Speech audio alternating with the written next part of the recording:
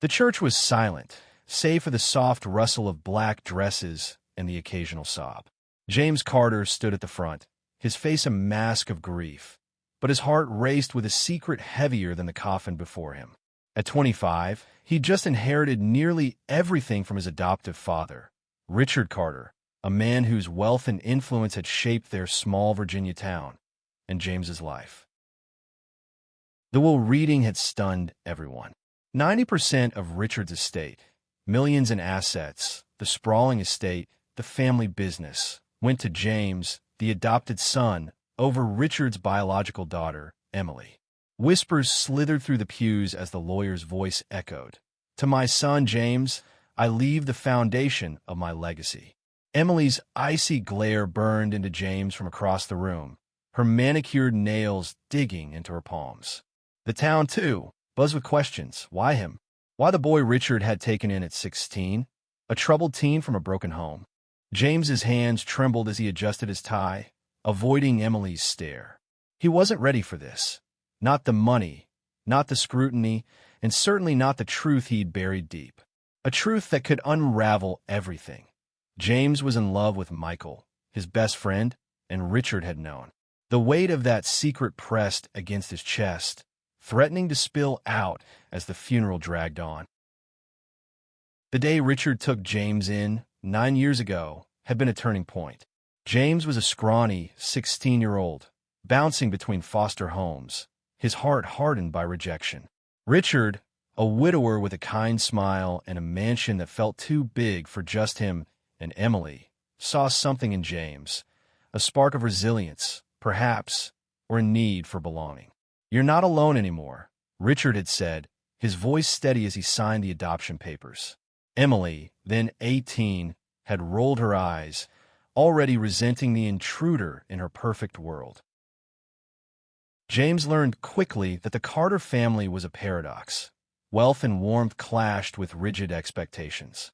Richard was a pillar of the community, a devout man who ran a construction empire and attended church every Sunday. Yet, he'd welcomed James with open arms, teaching him to drive, to dream, to believe he could be more than his past. Emily, though, saw James as a threat, a thief stealing her father's affection and, now, her inheritance. But there was something else, someone else, who made James's new life bearable. Michael Evans, the boy next door, had been his lifeline. They met at 17, bonding over late-night talks in Michael's treehouse, sharing secrets under the stars. Michael's laugh was like sunlight breaking through clouds, and his touch, tentative at first, sparked something James had never felt before. By 19, they were in love, sneaking kisses in the shadows of the Carter estate, hiding from a town that wouldn't understand. Richard had caught them once, 2 years ago, in the garden shed. James braced for anger, for rejection, but Richard's face softened. "Love is love, son," he'd said quietly. "But keep it close. This town, it's not ready." James had nodded, relief flooding him, but the fear never left.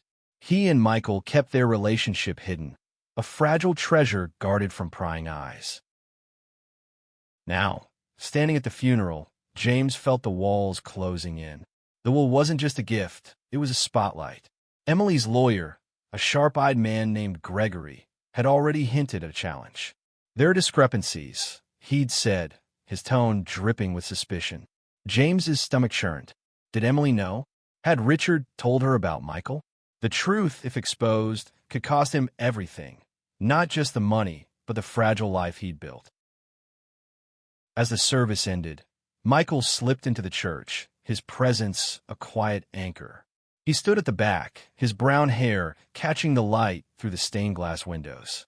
Their eyes met, a fleeting moment of comfort in the storm. James wanted to run to him, to confess everything, but Emily's voice cut through the haze. "We need to talk," she said, her tone cold as she grabbed his arm. "Now." Emily led James to a small room off the church's main hall, her heels clicking like a metronome. The air was thick with tension, and James's pulse raced as she shut the door. "You think you've won," she spat, her blue eyes blazing. "You think you could just waltz in and take everything. Emily, I didn't ask for this, James said, his voice low but firm. Dad chose. Don't call him that, she snapped. He was my father, not yours. You're just some charity case he pitted. Her words stung, but James held his ground. He'd heard them before, in every argument, every sidelong glance. Emily leaned closer, her voice dropping to a venomous whisper. I know there's something you're hiding, James, and I'm going to find it. She stormed out, leaving James alone with his thoughts. He sank into a chair, his mind replaying Richard's final days. The old man had been sick for months, his strength fading, but his mind remained sharp. You're my son, he'd whispered from his hospital bed, gripping James's hand. You'll carry this family forward. Don't let them tear you down. But Richard's faith in him felt like a burden now, a promise James wasn't sure he could keep. Michael found him moments later, slipping into the room like a shadow. You okay? He asked, his voice soft but steady. James shook his head, unable to speak. Michael knelt beside him, his hand resting on James's knee. Whatever happens, we'll face it together. James wanted to believe him, but doubt gnawed at his heart. The will, the money, the town's judgment. It was all a house of cards, and one wrong move could bring it crashing down. He thought of Richard's words. Love is love. But in this town, love could be a weapon. As they left the church, hand in hand for a fleeting moment before parting, James felt the weight of the truth pressing harder. Emily was watching, and she wasn't alone. Gregory, the lawyer, stood nearby, his eyes narrowing as he scribbled something in his notebook. The storm was coming, and James wasn't sure he could weather it. The next morning, James woke to the sound of his phone buzzing relentlessly. Messages from neighbors, former classmates, even distant relatives flooded in, all laced with the same mix of condolences and curiosity. Why you? They asked, some subtly, others outright. He ignored them, his focus on the meeting with Gregory that loomed like a guillotine. Emily had demanded a private discussion about the will, and James knew it wasn't just about money. He met Michael at their usual spot, a secluded bench in the park where they'd shared their first kiss. The autumn leaves crunched under their feet, and the air was crisp, carrying the scent of pine. Michael's presence was a balm, but even his warm smile couldn't erase James's unease. She won't, Michael said, his hand brushing James's. We've been careful. And your dad, he protected you. He wanted you to have this. James nodded, but doubt lingered. Richard's decision to leave him the estate wasn't just generosity. It was a statement, a defiance of the town's rigid values, of Emily's entitlement. But it also painted a target on James's back. He glanced at Michael, his heart aching at the thought of losing him. If they find out, they'll destroy us, he said. This town, they'll turn it into a scandal. Michael's jaw tightened. Then we fight. We don't let them win. Their conversation was cut short by the rumble of a car engine. Emily's sleek black SUV pulled up nearby, and she stepped out, her expression unreadable. James, she called, her voice sharp. We're late. The lawyer's office was sterile, all glass and polished wood, a stark contrast to the chaos in James's mind. Gregory sat behind his desk, his fingers steepled, his eyes glinting with something predatory. Emily sat beside him, her posture rigid, a stack of papers in her lap. Let's get to the point, she said. The will is suspicious. My father was ill, possibly coerced. We're contesting it. James's heart sank. Coerced? Emily, he was clear-headed until the end. You know that. Do I? She shot back. You were always there, whispering in his ear, playing the perfect son. What did you do to make him choose you? Nothing. James's voice cracked, betraying his fear. He loved me. He trusted me. Gregory cleared his throat, sliding a document across the desk. We've uncovered inconsistencies. Witnesses who claim Richard was under undue influence. And there's talk, rumors about your personal life, James. Things that might raise questions about your character. James's blood ran cold. Rumors. They were circling closer to the truth. He forced his face to stay neutral, but his mind raced. Who had talked? A neighbor? A family friend? Someone who'd seen him and Michael together? He thought of the stolen glances, the late-night walks, the moments they thought were private. Had they been careless? I don't know what you're talking about, James said, his voice steady despite the panic clawing at him. This is about the will, not me. Emily leaned forward, her eyes narrowing. It's about trust, James, and I don't trust you. Neither does this town. The meeting ended with no resolution, just a promise of further investigation. As James left, his legs felt like lead. Michael was waiting outside, leaning against a tree, his expression a mix of worry and defiance. What happened? He asked. They're coming for me, James said, his voice hollow. They think I manipulated him, and are sniffing around us. Michael's face hardened. Then we need a plan. We can't just sit here and wait for them to tear us apart. That night, James couldn't sleep. He lay in the guest room of the Carter mansion, the silence oppressive. Richard's study was just down the hall, a room filled with memories, books they'd read together, plans they'd made for the business. James slipped out of bed and wandered to the study, hoping to find something, anything, to anchor him. On the desk was a letter, sealed, addressed to him in Richard's shaky handwriting. His heart pounded as he opened it. The words were simple but heavy. James, you are my son in every way that matters. I've left you my legacy because I believe in you. But be careful. Truth has a way of finding the light. Protect what matters most. James clutched the letter, tears stinging his eyes. Richard had known the risk, had known the town would fight back. But he'd trusted James to stand tall. The weight of that trust was crushing, but it also sparked something in him, a resolve to fight, not just for the money, but for the life he wanted with Michael. The days that followed were a blur of tension and whispers. The town's curiosity had turned to suspicion, fueled by Emily's campaign. She'd hired a private investigator, a man named Harris with a knack for digging up dirt.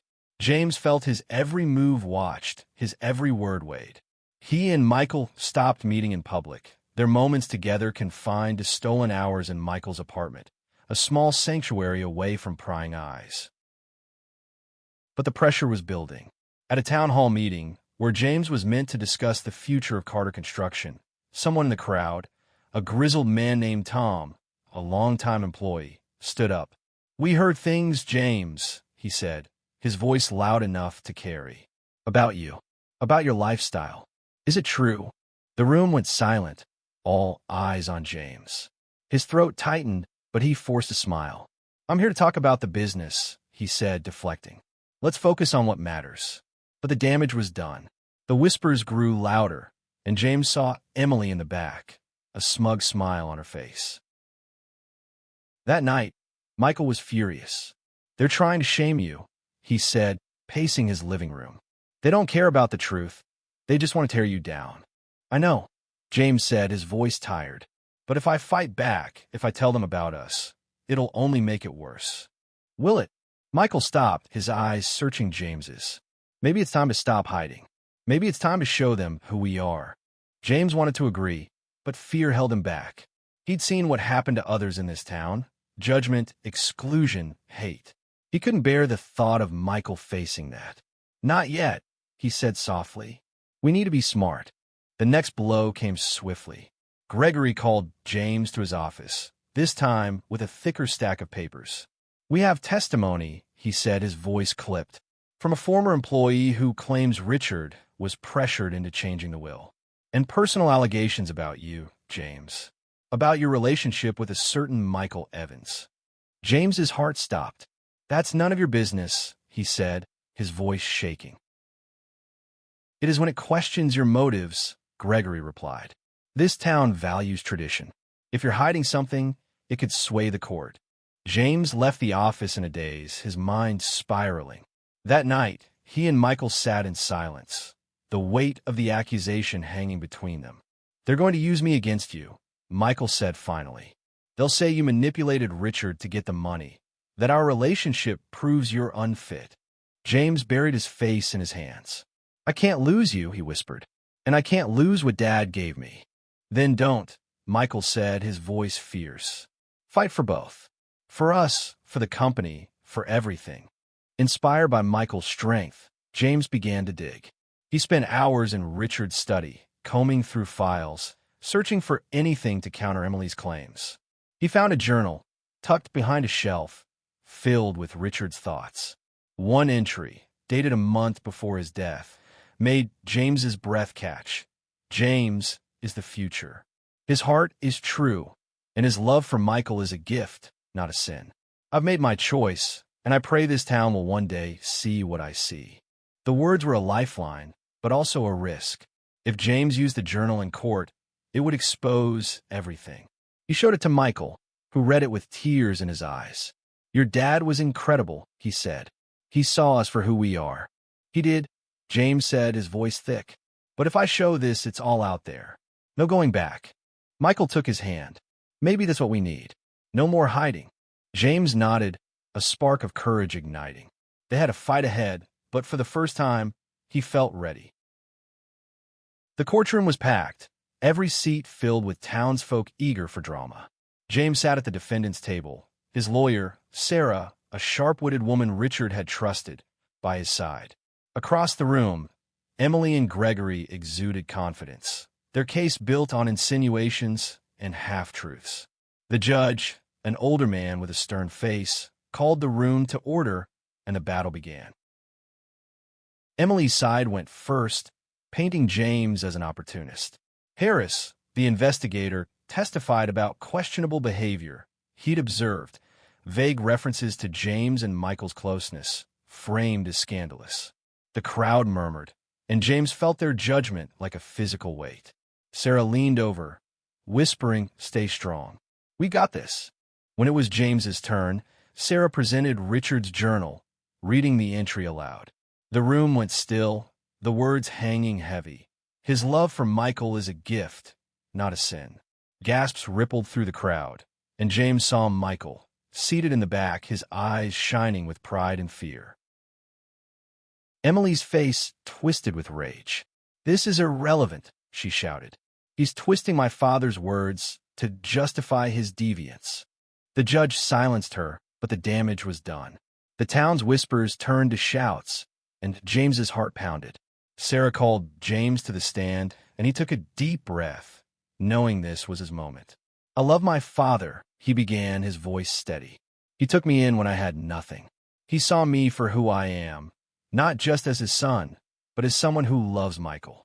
That's not a crime. It's who I am." The room erupted, some with support, others with scorn. The judge banged his gavel, but James kept going. "Dad wanted me to carry on his legacy, not because I manipulated him, but because he believed in me. He believed in love." When he stepped down, Michael met his eyes, a silent promise passing between them. The trial stretched on, with witnesses from both sides, friends who vouched for James's character, employees who questioned his motives. But Richard's journal was the turning point, its words a testament to his intentions. That night, James and Michael sat on their park bench, the stars bright above. "You were incredible today," Michael said, his voice soft. "You didn't back down." "I was terrified," James admitted, leaning into him. "But I meant every word. I'm done hiding." Michael kissed him, a quiet act of defiance in the dark. "Whatever happens, we're in this together." The next day, Emily took the stand, her voice trembling with emotion. "My father was a good man," she said, "but he was sick, vulnerable. James took advantage of that." Her words stung, but James saw cracks in her facade, guilt, perhaps, or doubt. Sarah cross-examined her, pressing hard.